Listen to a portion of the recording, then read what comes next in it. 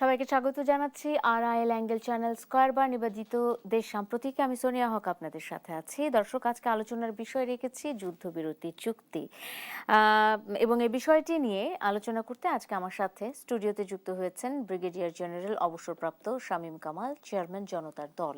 তিনি আছেন আমার সাথে যুক্ত হয়েছেন অধ্যাপক ফজলুল হালিম রানা, আন্তর্জাতিক সম্পর্ক বিভাগ, জাহাঙ্গীরনগর বিশ্ববিদ্যালয়। দুজনকে স্বাগত জানাচ্ছি।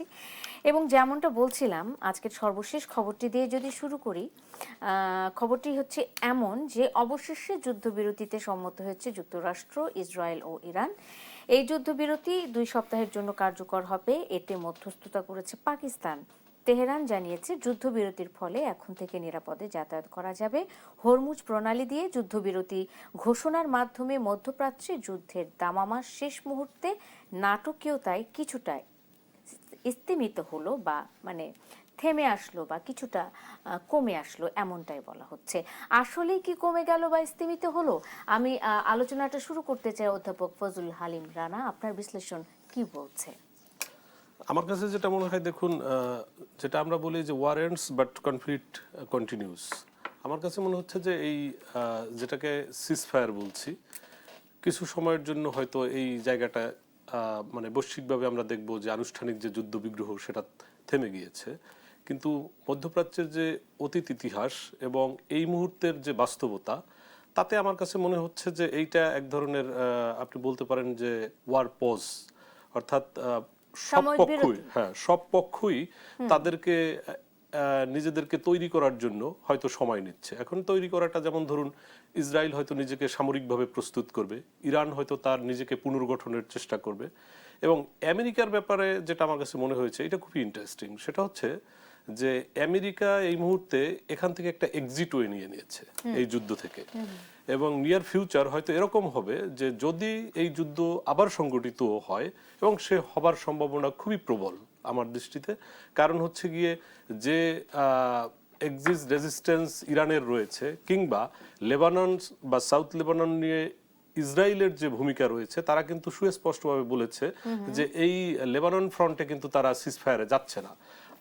বাট ফ্রান্স প্রেসিডেন্ট আপনার, এবং দেখলাম হচ্ছে ইরানের যে দাবি 10 পয়েন্টস, সেখানে কিন্তু লেবাননের যুদ্ধবিরতির কথা বলা হয়েছে। তো যদি এটা না হয়, অর্থাৎ উভয় পক্ষ যদি সম্মতি না হয়, কিংবা সাময়িক যদি বিরতি নেয়ও, কিছুদিন পরে দেখা যাবে যে কোনো কারণে হিজবুল্লাহ একটা অ্যাটাক করলো, কিংবা ইসরায়েলি আগে অ্যাটাক করলো, তখন তো আমার এই সিজফায়ার আর থাকছে না। ফলে দেখা যায় যে আমি যেটা বলতেছিলাম যে আমেরিকা এখান থেকে এক্সিট নিয়ে সে এরপরে যেটা করবে যে কাইন্ড অফ আপনি ইনডিরেক্ট একটা সাপোর্ট সে হয়তো ইসরায়েলকে দেবে, সে সম্মুখ ফ্রন্টে আর থাকতে চাইবে না। কারণ আমেরিকায় যিনি প্রেসিডেন্ট রয়েছেন তার যে বর্তমান যে বাস্তবতা, এবং আমেরিকার জনগণের যে বাস্তবতা, এবং সামনে যে রাজনৈতিক ডেমোক্র্যাটদের যে অবস্থান হতে যাচ্ছে, রিপাবলিকান হিসেবে তার যে পরিণতি হতে যাচ্ছে, এবং আপনার সিনেট বলেন, কংগ্রেস বলেন, সব জায়গায় তিনি যে ধরাশায়ী হয়েছেন, এবং রাস্তায় কিন্তু মানুষ নেমেছে, 50টি স্টেটেই হচ্ছে গিয়ে তার বিরুদ্ধে প্রসেশন হয়েছে, 1200-র অধিক শহরে 90 লক্ষের অধিক মানুষ। কাজেই এটা একটা হিউজ, আমরা বলতে পারি যে প্রসেশন এই সময়। কাজেই আমেরিকা এখান থেকে আমার কাছে মনে হচ্ছে যে কার্যত সে পিছু হটছে এই যুদ্ধ থেকে, এবং এর আসন্ন নির্বাচনকে সামনে রেখে নির্বাচন আছে, এবং জনগণের চাপ রয়েছে, এবং আন্তর্জাতিক চাপ রয়েছে, এবং আমেরিকার যে যুদ্ধের এই মুহূর্তে এই বাস্তবতায় আমরা গ্লোবালি যেগুলো দেখছি, সব জায়গায় কিন্তু আসলে প্রক্সি ওয়্যারটাই হচ্ছে। এখন আপনি প্রশ্ন করতে পারেন যে এই যুদ্ধে তাহলে ইরান যুদ্ধে কি কে কার জন্য প্রক্সি দিতে গিয়েছে? ইসরায়েল আমেরিকার জন্য গিয়েছে, নাকি আমেরিকা ইসরায়েলের জন্য প্রক্সি দিতে? হুইচ ইজ ডিবেটেবল, সেই বিতর্কে আমি যেতে চাই না, বাট এইটা একটা প্রক্সি ওয়্যার ছিল। ঠিক তেমনি কেউ কেউ মনে করেন যে ইরান যে এই যুদ্ধে পার্টিসিপেট করেছে, এখানে রাশিয়ান ফেডারেশন ইরানকে দিয়ে প্রক্সি দিয়েছে, যেমনটা ইউক্রেনকে দিয়ে রাশিয়ান ফেডারেশনকে মার্কিন যুক্তরাষ্ট্র কিংবা ন্যাটো দেওয়ার চেষ্টা করেছে। ঠিক তেমনি চায়নাও কিন্তু একই কাজ করেছে। তারাও কিন্তু দেখা গেছে এর আগে আমরা যেটা খুব স্বাভাবিকভাবে বা সরলীকরণ করে আমরা যখন দেখি, আমরা মনে করি যে ইন্ডিয়ার সাথে কিছুদিন আগে পাকিস্তানের যেটা পেহেলগামে, অর্থাৎ কাশ্মীরের যেটা হয়েছিল, আমরা কিন্তু মনে করেছি যেটা দুই পক্ষের এক ধরনের টার্গেট আমরা বলতে পারি যে ওয়ার কিংবা এই রকমের কিছু, কিন্তু আসলে পরে যেটা জানা গেল যে ওখানে যেসব টেকনোলজি পাকিস্তান ইউজ করেছে সেটা কিন্তু কোনো কোনো ক্ষেত্রে আমরা সোর্সগুলো যেগুলো বলে, আপনি পৃথিবীর যে সোর্স দেখেন, লাইক আপনি ওয়াশিংটন পোস্ট থেকে শুরু করে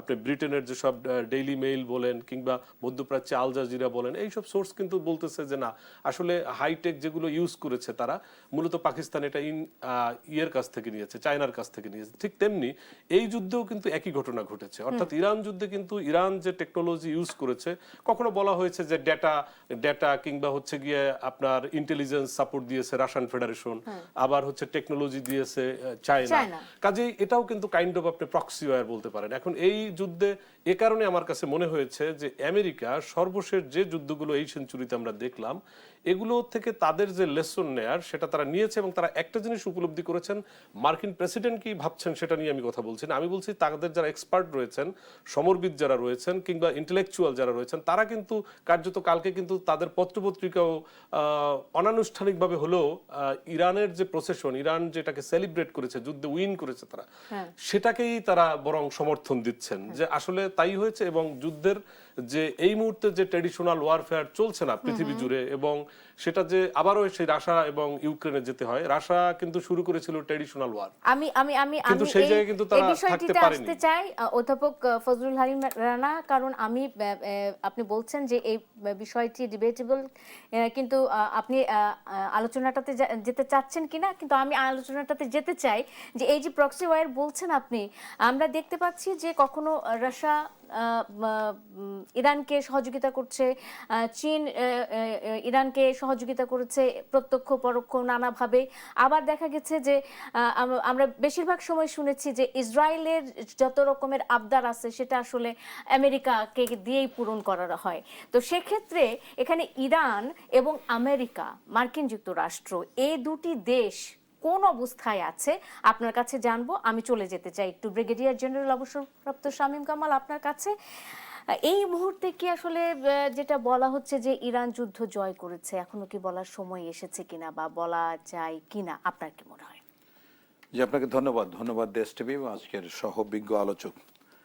এখন আমরা সর্বশেষ যেটা দেখলাম যে ইউনাইটেড স্টেটস এবং ইরান উভয়ই কিন্তু নিজেকে বিজয়ী হিসেবে ঘোষণা করেছে।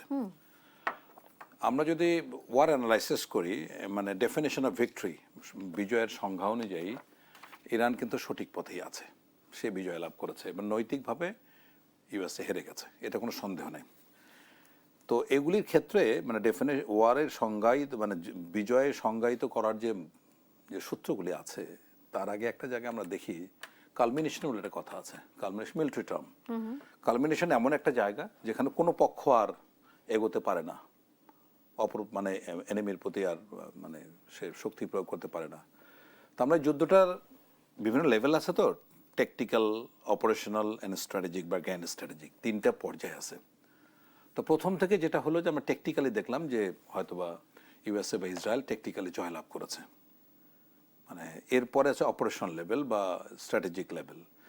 টেকটিক্যাল প্রথম থেকেই ইরান মানে স্ট্র্যাটেজিক লেভেলে জয়লাভ করে বসে আছে, এটা হলো প্রথম কথা। আজ থেকে 40 দিন আগে যেদিন যুদ্ধ শুরু হয়, সেই দিন আমি কোনো না কোনো চ্যানেলে অবশ্যই বলেছি, আমার যেটা মনে পড়ে, যে রেজিম চেঞ্জ যেহেতু তাদের অবজেক্টিভ একটা, তেহরানের শেখর পর্যন্ত পৌঁছানোর সামর্থ্য ইরানের নাই, মানে ইউএসএর নাই। কারণ হচ্ছে আমরা ততক্ষণ পর্যন্ত বিজয় বলি না যতক্ষণ পর্যন্ত ইনফ্যান্ট্রি বুট, পদাতিক বাহিনী যতক্ষণ পর্যন্ত গ্রাউন্ডে যাবে না ততক্ষণ পর্যন্ত এটাকে বিজয় বলা যাবে না, আপনি যত ম্যাসিভ এয়ার অফেন্সিভ করেন না কেন। তো সুতরাং নৈতিকভাবে আপনি দেখুন পৃথিবীর আর একটা দেশ দেখান তো যে এক দেশ আর এক দেশের জন্য যুদ্ধ করে দেয়, কখনোই কিন্তু কোনো দেশ করার জন্য করে দেয় না। প্রেসিডেন্ট ডোনাল্ড ট্রাম্পের সময় এটা তো সেকেন্ড টাইম, এই গত বছর 24-এ আপনার অপারেশন মিডনাইট হ্যামার করলো, এবং এটা দ্বিতীয় দ্বিতীয় যুদ্ধ সে যোগদান করলো। এছাড়াও আপনি যদি ইসরায়েল কেন্দ্রিক যে মধ্যপ্রাচ্যের যে যুদ্ধ বিগ্রহ দেখবেন, আরব ইসরায়েল ওয়ার যেটাকে আমরা বলা হয়, 4টা যুদ্ধ হয়েছে, 48-এ, 56-তে, 67-তে এবং 73-তে। এই 4টা যুদ্ধে প্রত্যেকটা যুদ্ধে কিন্তু ইসরায়েল হারছিল আরবদের কাছে, কিন্তু শেষ সময়ে আমেরিকা সরাসরি এটা যোগদান করে আমেরিকান এয়ারফোর্স যুদ্ধের মোড় ঘুরিয়ে দেয়, ইসরায়েলের পক্ষে নিয়ে গেছে। এটার কারণ আমরা অনেকবারই বলেছি, এর কারণ হচ্ছে আইপ্যাক, একটা একটা জিউস লবি আছে ইউএসএ, হ্যাঁ, সিনেট হ্যাঁ, কংগ্রেসে। এটা American Israeli public affairs committee, I-PAC. এটি এত শক্তিশালী যে এটা মার্কিন রাজনীতিকে নিয়ন্ত্রণ করে। এটা আগে দলীয় করতো, ডেমোক্র্যাটদের কোনো সময় লিবারেলদেরকে, কিন্তু এখন ইন্ডিভিজুয়ালি প্রত্যেক সেনেটর, প্রত্যেক হাউস অফ রিপ্রেজেন্টেটিভসকে মানে পুরো ইলেকশনটাকেও ম্যানিপুলেট করে। যে কারণে এবং এই সামনে যে মধ্যবর্তী নির্বাচন আছে, এটারও একদম ক্লিন মেসেজ ডোনাল্ড ট্রাম্পকে দেওয়া, যদি আমাদের ইন্টারেস্টের বিরুদ্ধে তুমি কাজ করো, এই নির্বাচন আমি তোমাকে হারিয়ে দেবো। এবং এটা সম্ভব, এই পরিমাণ শক্তি তারা এবং রাখে। এই ফর্মুলাতে বোধহয় আমাদের পার্শ্ববর্তী দেশ ভারতও চলে। আমি যদি না, ভুল না আইপ্যাক্ট বলতে হলো পারি। জিউস লবিস, তো এটা 1956 থেকে সম্ভবত এটা কার্যকর আছে। এটা ইউএস এর খুবই, এটা এমনই একটা বিষয় যে ক্যাপিটল হিলে গিয়ে সমস্ত সেনেটর বা হাউস অফ প্রেসিডেন্টদেরকে বাইবেলের উপর হাত রেখে কসম করতে হয় যে জিউস স্বার্থের বিরুদ্ধে তারা কাজ করবে না। এত শক্তিশালী একটা একটা এরা যদি বলে যে আমরা টোটাল সাপোর্ট তুলে নেব, ইউএস এর কোনো গভর্নমেন্ট, কোনো দলের পক্ষে সম্ভব না রাজনীতি ক্ষমতায় থাকা। So it is that important. এই জন্য চিন্তা করেন যে 4টা যুদ্ধের কথা বললাম, আরব ইসরায়েল, এবং ডোনাল্ড ট্রাম্পের সময় 2টা যুদ্ধে আপনি আর দ্বিতীয় কোনো মানে ঘটনা দেখাতে পারবেন না যখন এক দেশ আরেক দেশের যুদ্ধ করেছে। বাট এটা 6 টাইমস ইউএসএ ইসরায়েলের জন্য যুদ্ধটা করছে। এখন আসেন যে হোয়াই ট্রাম্প হচ্ছে যে নীতিটা অবলম্বন করেছে, এটাকে বলে ম্যাডম্যান পলিসি। ম্যাডম্যান পলিসির যেটা ফরেন পলিসি, এটা হচ্ছে তার মানে মিডল ইস্ট কেন, পৃথিবীর যে কোনো জায়গায় যে তার যে শত্রু দেশ হবে তাদের প্রতি খুব নির্মম ব্রুটাল আচরণ সে করবে। দেখুন, ওয়াই ভেনেজুয়েলার মাদুরো আর কেন বা ইরান, এই 2টা দেশের মূল কারণ হচ্ছে কিন্তু জ্বালানি রিসোর্স। এটা এই কারণে মাদুরোকে খুব সহজে নিয়ে আসতে পারলো, ওখান থেকে সস্ট্রিক নিয়ে আসে নিউ ইয়র্কে এখন বিচার করছে। কিন্তু ইরানের ক্ষেত্রে তো সেটা সম্ভব না। ডোনাল্ড ট্রাম্প যেটা করতে মানে ভুল করেছে সেটা হচ্ছে যে আমি অনেক আগে অনেকভাবে বলেছি যে ইরান প্রাকৃতিকভাবে এত প্রোটেক্টেড একটা কান্ট্রি, 4000 বছরে কোনো শক্তি সেখানে গিয়ে টিকতে পারেনি, কোনো শক্তি। এটা ইরাক নয়, এটা লিবিয়া নয়। আপনার যদি খেয়াল থাকে, বাগদাদে যখন গেল, যখন আপনার সাদ্দাম হোসেনকে ধরলো, ইরাক যুদ্ধ শেষ, যখন ওখানে ত্রিপলিতে গিয়ে আপনার মোহাম্মদ গাদ্দাফিকে শেষ করে দেওয়া শেষ। কিন্তু এখানে দেখুন, আপনি এই প্যালেস্টাইনের ক্ষেত্রে দেখেন অথবা ইরানের ক্ষেত্রে দেখেন, সকাল বিকাল তাদের নেতৃত্ব তৈরি হচ্ছে, মানে যে জাতিগুলি সংকটে পড়ে। এখন কথা হলো যে ডোনাল্ড ট্রাম্প এটা জেনেও মানে কি কারণে সরাসরি যুদ্ধে যোগদান করলো, এটা কিন্তু বিশ্ব, এবং ডোনাল্ড ট্রাম্পের ধারণা ছিল না ইরান এভাবে রিটালিয়েট করবে। আমরা কেউই ধারণা করতে পারিনি। মানে তাদের ধারণা এমনটা ছিল হয়তো বা যে খামেনির মৃত্যুর সাথে সাথেই এই যুদ্ধটা শেষ, রেজিম চেঞ্জ হয়ে গেল, এবং সাধারণ মানুষকে তিনি আহ্বানও জানালেন যে আপনাদের ক্ষমতা আপনারা গ্রহণ করুন। তো আসলে সাধারণ মানুষ সেটি কিভাবে গ্রহণ করলো বা কি হলো, আরো নিশ্চয়ই বিস্তারিত আপনাদের কাছে জানবো। দর্শক, একটা বিরতি নিয়ে ফিরে আসি। দেশ সাম্প্রতিকে ফিরছে এক্ষুনি, সঙ্গে থাকুন। বিরতির পর স্বাগত আরেকবার। দেখছেন দেশ সাম্প্রতিক, নিবেদন করছে আরআইএল অ্যাঙ্গেল চ্যানেল স্কয়ারবার। সোনিয়া হক আপনাদের সাথে আছি। যুদ্ধ বিরতি চুক্তি নিয়ে কথা বলছিলাম আমরা। 2 সপ্তাহের জন্য এই চুক্তি বিরতি, আর পাকিস্তানের মধ্যস্থতায় এই যুদ্ধবিরতি চুক্তি হয়েছে, এমনটাই আমরা শুনেছি, এমনটা আমরা জানি। অধ্যাপক ফজলুল হালিম রানা, আমি আবারও আপনার কাছেই চলে যেতে চাই যে এই যে শর্ত সাপেক্ষে যুদ্ধবিরতি 2 সপ্তাহের জন্য, এরপর কি আসলে, আর শর্তগুলো কি, সে সম্পর্কে কোনো কিছু জানা গেছে কিনা? আচ্ছা, প্রথম কথা হচ্ছে যে আপনার 10 পয়েন্ট যেটা, সেটা আমরা অনেকেই জানি, কিন্তু এর মধ্যে মেজর যেগুলো, সেগুলো হচ্ছে গিয়ে ইরানকে আর কখনোই আপনার অ্যাগ্রাসন করা যাবে না ইসরায়েল কিংবা আমেরিকার পক্ষ থেকে, এটা এবং এটা চিরতরে বন্ধ করতে হবে।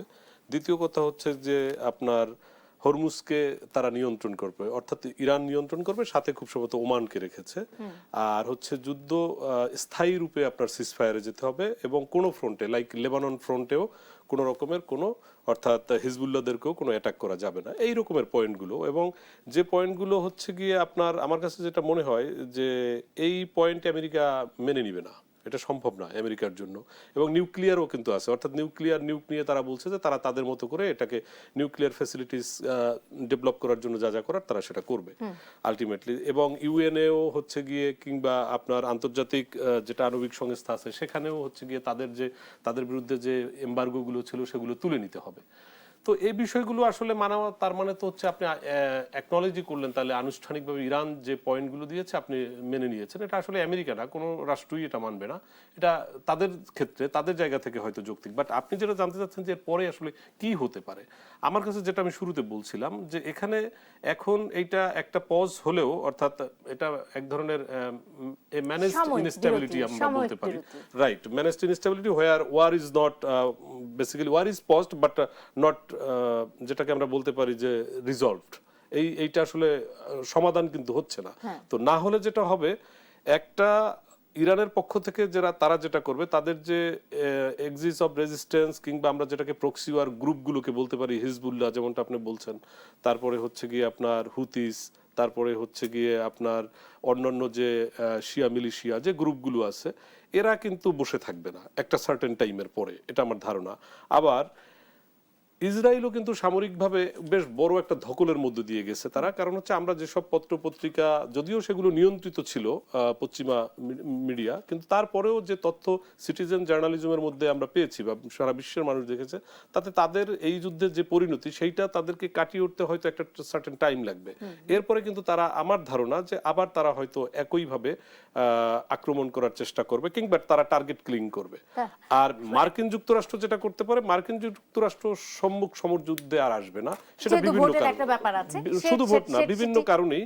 এবং তারা হয়তো ইনডাইরেক্ট এক ধরনের সাপোর্ট ইসরায়েলকে দিবে, ইসরায়েলকে কিন্তু যেভাবে যেভাবে দেয়, রাইট রাইট ভেতরে ভেতরে বা Right. তারা তলে তলে Right. একটা সম্পর্ক মেনটেন করে সব সময়। right. আমার প্রশ্ন হলো যে ইরানে যদি বিভিন্ন গ্রুপগুলো যদি আবার সক্রিয় হয়ে ওঠে, সেক্ষেত্রে যে দেশটির মধ্যে যে অভ্যন্তরীণ কোন্দল, সেটি আরো মারাত্মক হয়ে উঠবে না? এটা তো দেশটির জন্য মানে সুখকর হবে বলে তো মনে হয় না। কি মনে হয় আপনার? না না, ইরানের তো এখন অভ্যন্তরীণ কোন্দল নেই বললেই চলে। এবং আচ্ছা। বরং যেটা ঘটেছে সেটা হচ্ছে কি আপনার যেটা যে কারণে, অর্থাৎ আমেরিকা এবং ইসরায়েলের যে অবজেক্টিভ ছিল এই ওয়ারের, সেটা মূল ছিল হচ্ছে খামেনিকে হত্যা করা।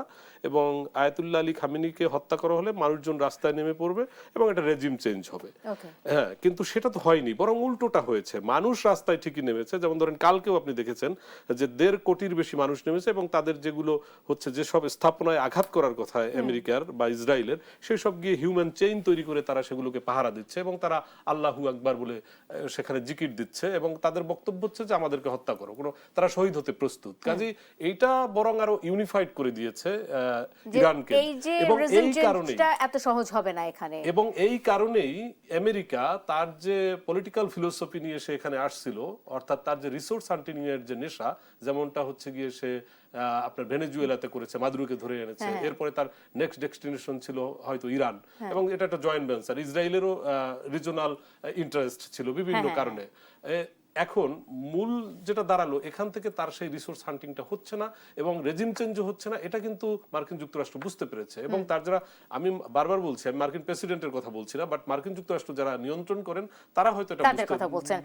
আমি আবারও ফিরবো আলোচনাতে। আমি একটু চলে যেতে চাই ব্রিগেডিয়ার জেনারেল অবসরপ্রাপ্ত শামীম কামাল, আপনার কাছে পাকিস্তানের ভূমিকা কি এই যে মধ্যস্থতা? আমরা জানি যে পাকিস্তানের প্রধানমন্ত্রী শাহবাজ শরীফ এই আলোচনায় মধ্যস্থতা করেছেন। পাকিস্তান কেন, অন্যান্য যে আরব রাষ্ট্রগুলো ছিল, আরব দেশগুলো ছিল, তারা এগিয়ে এলো না? আমরা ইরানকে শুরু থেকে একা দেখেছি এই যুদ্ধটিতে। পাকিস্তান এখানে একটা ভূমিকা পালন করলো, অত্যন্ত গুরুত্বপূর্ণ একটি ভূমিকা পালন করলো। কেন? আলাদা কোনো কারণ আছে কিনা? অবশ্যই আলাদা বেশ কিছু কারণ আছে। যেমন ফার্স্ট অফ অল, পাকিস্তান হচ্ছে খুবই ট্রাস্টেড কান্ট্রি এখন আমেরিকার জন্য বর্তমান পরিস্থিতিতে। যদিও পাকিস্তানের অ্যালাইনেশন কিছুদিন আগে চায়নার প্রতি ছিল, বিশেষ করে এই সরকার এবং অসীম মুনির সেনাপ্রধান, তার সাথে ইউএসের একটা সম্পর্ক আছে। সেকেন্ডলি হচ্ছে এই ওআইসি কান্ট্রি বা জিসিসি কান্ট্রি যেগুলি আছে, তারা কিন্তু সবাই কিন্তু এই যুদ্ধের কোনো না কোনো পক্ষে। কেননা এই সৌদি আরব থেকে শুরু করে ইয়েমেন, তারপরে কুয়েত, কাতার, এইসব দেশে আপনার তারা এফেক্টেড। এক হলো মার্কিন বেইজ আছে প্রায় মিডল ইস্টে, এই কান্ট্রিগুলিতে প্রায় 13টা সম্ভবত বেজ রয়েছে। সুতরাং এদের সাথে ইউএস এর একটা সরাসরি একটা সম্পৃক্ততা আছে। যেমন কোন দেশ ধরে নিয়েছে যে তাদের নিরাপত্তার দায়িত্ব ইউএসএ নিয়েছে, বা ইউএসএ তাদেরকে কথা দিয়েছে যে তাদের নিরাপত্তা রক্ষা করবে। এই যুদ্ধটা কিন্তু শুধুমাত্র সামরিক যুদ্ধ নয়, এটা কিন্তু বড় ধরনের একটা অর্থনৈতিক যুদ্ধের দিকে টার্ন নিয়েছে। এখন দেখেন কাতার একমাত্র, কাতার একটা দেশ যে $100 বিলিয়ন শুধু আপনার এলএনজি রপ্তানি করে। একইভাবে আপনার সৌদি আরব টোটাল অ্যারাউন্ড 23% টোটাল যে ওয়ার্ল্ড এনার্জি তার এটা তারা সাপ্লাই করে। প্রত্যেকটা দেশ কিন্তু এফেক্টেড হলো, এবং যুদ্ধ যখন শুরু হয়ে গেল তখন ইরানের কোনো অপশন ছিল না। ইরান বলল যে শুধু ইউএসএ এবং ইসরায়েল নয়, তাদের যে সহায়ক যে দেশগুলি, তাদের সমর্থনে যে দেশগুলি থাকবে প্রত্যেকটাই আমার লেজিটিমেট টার্গেট। এখন ইরানের তো ওই সামর্থ্য নাই, F-35 মতো এয়ারক্রাফট নাই যে ইরান এখান থেকে শুরু করে 1,500 কিলোমিটার পাড়ি দিয়ে ইসরায়েলিকে স্ট্রাইক করবে। এখন চিন্তা করলো, সে যখন আক্রান্ত হয়ে গেল, ইউএসএ যখন আক্রান্ত হলো, সে চিন্তা করলো কোন কোন জায়গায় আমি অ্যাটাক করলে আমেরিকা আক্রান্ত হবে, সো আমেরিকান বেসগুলোকে টার্গেট করলো। তখন কিন্তু ইরান বারবার বলেছে যে আপনাদের মানে এই প্রতিবেশী আরব স্টেটগুলোকে আমরা আক্রমণ করছি, তার উদ্দেশ্য কিন্তু আপনাদেরকে আক্রমণ করা না, বরং ইউএস কে করা। সুতরাং এইরকম একটা জায়গা। সুতরাং এই আপনি যদি খেয়াল করে দেখেন, যুদ্ধ যখন শুরু তখন এক অবস্থান, আজকে মানে জাস্ট গত 3 দিন আগে আজকে ইরাক সমর্থন করছে ইরানকে, কাতার সমর্থন করছে ইরানকে, ওদিক দিয়ে সৌদি আরব এবং করছে আপনার ইউএই করছে ইউএসএ কে। সুতরাং তাদের একটা পার্টিশন অবস্থান, মানে তাদের মানে নিরপেক্ষ থাকা কোনো অবস্থান নাই। সেরকম একটা জায়গায় কেন আপনার ইয়েকে নিয়ে আসা হলো, পাকিস্তানকে নিয়ে আসা হলো? দুটো কারণে। এক হচ্ছে যে সে মুসলিম কান্ট্রি, তার সাথে ইরানের একটা সম্পর্ক ভালো আছে, এবং নেক্সট ইম্পর্টেন্ট হচ্ছে নিউক্লিয়ার পাওয়ার। এই দুটো কারণে পাকিস্তানকে পিক আপ করা হয়েছে, এবং পাকিস্তান খুবই সাকসেসফুলি এই কাজটা করতে পেরেছে। এবং অনেকটাই এটাও আমি বলি যে আমার যেটা আন্ডারস্ট্যান্ডিং যেটা, যে ডোনাল্ড ট্রাম্প পাকিস্তানকে দিয়েই তার অবজেক্টিভ যে কোন রকম ভাই ডোনাল্ড ট্রাম্পের আমি কোন রকম মান সম্মান নিয়ে ইজ্জত নিয়ে ভাগতে চাই, তুমি সেই অ্যারেঞ্জমেন্টটা আমার করে দাও। একটা বিরতি নেই, একটা বিরতির সময় হয়েছে, বিরতির পর নিশ্চয়ই এই বিষয়টি নিয়ে আরো কথা বলবো। দর্শক, আরেকটা বিরতির সময় হয়েছে, দেশ সম্প্রতিকে ফিরছে এক্ষুনি, সঙ্গে থাকুন। বিরতির পর স্বাগত আরেকবার। দেখছেন দেশ সাম্প্রতিক, নিবেদন করছে আড়াইল অ্যাঙ্গেল চ্যানেল স্কয়ারবার। আমি সোনিয়া হক আপনাদের সাথে আছি। যুদ্ধবিরতি চুক্তি নিয়ে কথা বলছিলাম আজকে। আমার সাথে ব্রিগেডিয়ার জেনারেল অবসরপ্রাপ্ত শামীম কামাল আছেন অধ্যাপক ফজলুল হালিম রানা। দুজনকে আবারও স্বাগত জানিয়ে আলোচনায় ফিরে যেতে চাই। প্রথম অংশে একটি প্রশ্ন আপনার কাছে রেখেছিলাম, সেটি হলো যে এই যুদ্ধে আমরা মার্কিন যুক্তরাষ্ট্র এবং ইরানকে নিয়ে কথা বলছি। আমরা জানি যে মার্কিন যুক্তরাষ্ট্র ইসরায়েলের সকল যে কোনো ধরনের দাবি দেওয়া আমরা এর আগে দেখেছি যে মার্কিন যুক্তরাষ্ট্রের মাধ্যমে ইসরায়েল সেটি আদায় করার চেষ্টা করে সামনে রেখে। আবার এখানে ইরানকেও আমরা দেখেছি যে রাশিয়ান তারা এক ধরনের প্রোটেকশন দেওয়ার চেষ্টা করেছে, কিংবা চীন থেকে এক ধরনের প্রত্যক্ষ প্রোটেকশন এসেছে, সহযোগিতা এসেছে। তো সেক্ষেত্রে আসলে এই বড় দুটি দেশ যুদ্ধে জড়িয়েছে ঠিকই, কিন্তু এদের অবস্থানটা আসলে কি, মানে এরা কি ইউজড হলো মানে এই সমস্ত রাষ্ট্রগুলো দ্বারা? মানে মার্কিন যুক্তরাষ্ট্রের কথা বলছেন? এক্স্যাক্টলি, সবচেয়ে ক্ষমতাধর যে দেশটি, সেটি ইউজড হলো কিনা? হ্যাঁ, আমিও আপনাকে প্রথম অংশেই বলেছি, সেটা হচ্ছে যে এখন এই সময় যেগুলো চলছে এটা কাইন্ড অফ প্রক্সি ওয়ার। তো প্রক্সি ওয়ারে আসলে ইসরায়েল এবং আমেরিকা যখন পার্টিসিপেট করে জয়েন্টলি কোনো ওয়ারে, তখন আসলে কে কার প্রক্সি দিচ্ছে। কিন্তু এই দফায় এটাই সত্য, এবং যুদ্ধের যে বাস্তবতা, সেই বাস্তবতায় আমাদেরকে এটাই বলতে হচ্ছে যে মার্কিন যুক্তরাষ্ট্রই বরং ইসরায়েলের পক্ষে, এবার ইরানে যে হামলা করেছে সেটা তাদের পক্ষেই তারা প্রক্সি দিয়েছে, এবং যে কারণে তারা কিন্তু এখন লিডটা ইসরায়েলকে দিয়ে সে কিন্তু এই যুদ্ধ থেকে এক্সিট নিয়ে চলে যাচ্ছে। কারণ হচ্ছে, এবং সে আপনি খেয়াল করে দেখবেন লাস্ট 39 ডেজের মধ্যে প্রথম 1 সপ্তাহ বা 2 সপ্তাহ হয়তো তাদের এক ধরনের হিরোইজম ছিল, তাদের বিশ্বাস ছিল, তাদের কনফিডেন্স ছিল যে রেজিম চেঞ্জ বা যে অবজেক্টিভস গুলো নিয়ে তারা আসছিল।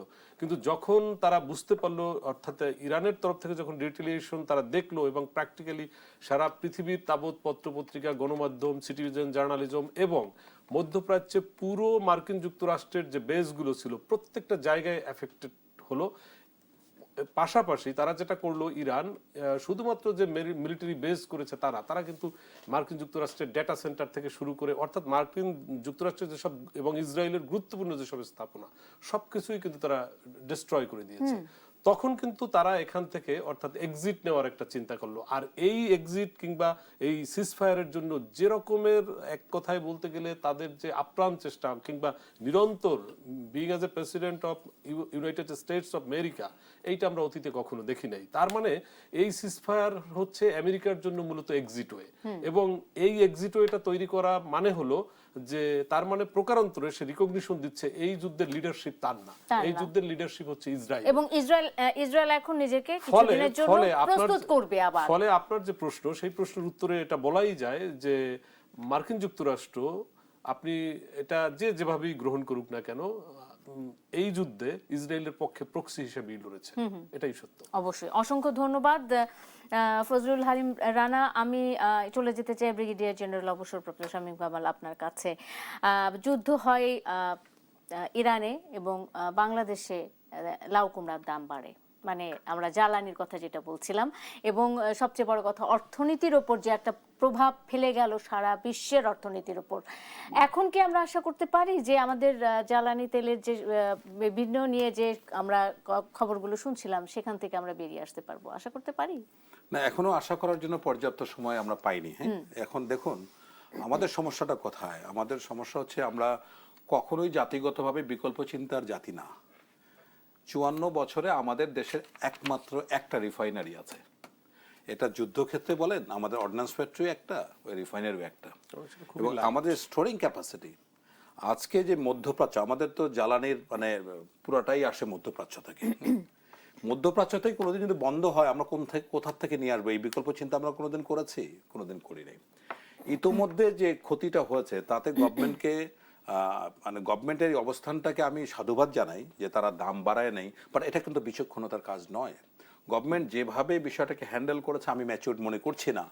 যদি প্রথমে বলতো নবনির্বাচিত সব একটা গভর্নমেন্ট একটা এসছে ক্ষমতায়, পাবলিককে বলতো যুদ্ধ পুরো পৃথিবীতে এটা ইফেক্ট পড়েছে, এটার জন্য ধৈর্য ধারণ করতে হবে, কিছুটা দাম বাড়াবো, কিছুটা ইয়ে করতে, মানুষ কিন্তু সহজভাবে নিত না। নিয়ে বিভিন্ন জায়গায় রাষ্ট্রীয় বলা হচ্ছে কোনো সমস্যা নাই, প্রচুর মজুদ আছে, যদি সমস্যা নাই থাকে তাহলে পেট্রোল পাম্পগুলিতে এই দুরবস্থা কি জন্য? এখন দেখা যাচ্ছে পেট্রোল না পেয়ে আপনার 8 ঘন্টা অপেক্ষা করার পরে যখন বলছে পেট্রোল নাই, তখন তাকে চাপা দিয়া হত্যা করা হলো। নতুন দম্পতি বিয়ে হয়েছে, তাদের তেল শেষ হয়ে গেছে, ঠেলে পেট্রোল পাম্পে নিয়ে পেট্রোল নাই। এরকম শত শত ঘটনা, প্রত্যেকটা পেট্রোল পাম্পে আজকে মারামারি হচ্ছে। তার মানে কি সরকারের যেটা ম্যাসিভলি ফেল করেছে, management capacity is very poor. এখানে বলা হচ্ছে যে পেট্রোল এবং অক্টেনের বাংলাদেশে প্রচুর আছে, এখনো বলা হচ্ছে, কিন্তু আপনি দেখেন ম্যানেজমেন্ট অবস্থা কেন 8 ঘন্টা 10 ঘন্টা ওয়েট করতে হচ্ছে। এখন পর্যন্ত যে ক্ষতিটা হচ্ছে, আমি তারপরে অ্যাপ্রিসিয়েট করি যে গভর্নমেন্ট দাম বাড়ায়নি। কেন দাম বাড়ায়নি? বিকজ মানুষকে খুশি করার জন্য। কিন্তু একটা যদি চিন্তাশীল সরকার হতো, যদি রেশনালি চিন্তা করতো, তাহলে আস্তে আস্তে কিন্তু এখন কিন্তু বলতে শুরু করেছে অন্য জায়গায় দাম বাড়লে আমরাও দাম বাড়াবো। আপনারা এখন এই কথা বলছেন কি জন্য? সুতরাং সরকারের অব্যবস্থাপনা, মিসম্যানেজমেন্ট এটা এমন পর্যায়ে গেছে, মানুষ কিন্তু বেশি দিন এটা ধৈর্য ধরে রাখতে পারবে না। এবং এই যে আপনার আমাদের ক্ষতিটা কোথায়? আমাদের ক্ষতি তো নানামুখী। আর পেট্রোল ডিজেল এমন একটা আইটেম, প্রত্যেকটা জায়গায় এটা ইম্প্যাক্ট পড়বে। এটা আপনি সার চিন্তা করেন, যে ফার্টিলাইজার যেটা মানে কাতার থেকে আসে, নাইট্রোজেন ফার্টিলাইজার, এটার তো মূল উপাদান হচ্ছে কি গ্যাস, এটা পাচ্ছেন না। এবং আপনি দেখেন ওই কৃষিতে লাগছে, টেক্সটাইলে লাগছে, আপনি যে আসছেন এই এখানে শো করতে, এখানে কোন জায়গাটা নাই, প্রত্যেকটা জায়গায় আপনার মূল্য বৃদ্ধি হয়ে যাবে। সো ইতোমধ্যে যে ইম্প্যাক্টটা পড়েছে, তার জন্য গভর্নমেন্টকে কিন্তু $3 থেকে $4 বিলিয়ন অলরেডি তার হিসাব করতে হবে। এরপরে আমাদের মধ্যপ্রাচ্যে যে শ্রমিক ভাইরা আছেন, মানে এটা তো যাওয়া বন্ধ হয়ে গেছে, তারা আসতে পারছে না। এবং ওইসব এই যে আপনার যে তেল শোধনাগারগুলি আছে, গ্যাস ফিল্ডগুলি আছে, এখানে হাজার হাজার বাংলাদেশের শ্রমিক চাকরি হারাবে। সুতরাং সবকিছু মিলে আমাদের মতো ক্ষতিগ্রস্ত দেশ, কিন্তু এটা ইরানও এতটা ক্ষতিগ্রস্তের মধ্যে পড়বে কিনা আমি জানি না, কিন্তু ওই যে তাদের যে ইনফ্রাস্ট্রাকচারগুলি ধ্বংস হয়েছে, এগুলি রিভিল করতে, স্বাভাবিক পর্যায়ে আসতে আমার মনে হয় 2 থেকে 3 বছর সময় লাগবে।